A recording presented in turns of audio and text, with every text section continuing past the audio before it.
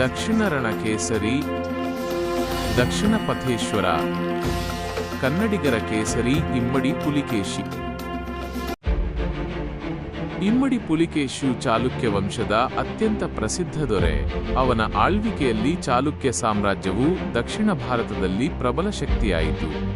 ಇಮ್ಮಡಿ ಪುಲಿಕೇಶಿಯು ಮೊದಲನೆಯ ಕೀರ್ತಿವರ್ಮನ ಮಗ.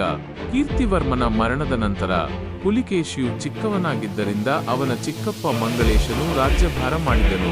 ಪುಲಿಕೇಶಿಯು ಪ್ರಾಯಸ್ಥನಾದಾಗ ಮಂಗಳೇಶನೊಂದಿಗೆ ಅಧಿಕಾರಕ್ಕಾಗಿ ಹೋರಾಡಿ ಸಿಂಹಾಸನವನ್ನು ಪಡೆದನು.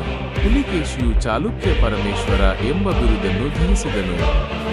ಇಮ್ಮಡಿ ಪುಲಿಕೇಶಿಯು ತನ್ನ ಸಾಮ್ರಾಜ್ಯವನ್ನು ವಿಸ್ತರಿಸಲು ಹಲವಾರು ದಿಗ್ವಿಜಯಗಳನ್ನು ಕೈಗೊಂಡನು. ಅವನು ಉತ್ತರ ಭಾರತದ ಹರ್ಷವರ್ಧನನನ್ನು ನರ್ಮದಾ ನದಿಯ ದಡದಲ್ಲಿ ಸೋಲಿಸಿದನು.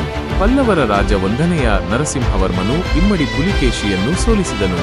ಇಮ್ಮಡಿ ಪುಲಿಕೇಶಿಯು ಬಾದಾಮಿ, ಪಟ್ಟದಕಲ್ಲು ಮತ್ತು ಐಹೊಳೆಯಂತಹ ಸ್ಥಳಗಳಲ್ಲಿ ಅನೇಕ ಸುಂದರ ದೇವಾಲಯಗಳನ್ನು ನಿರ್ಮಿಸಿದನು. ಚಾಲುಕ್ಯರು ನೌಕಾಪಡೆಯನ್ನು ಹೊಂದಿದ್ದರು.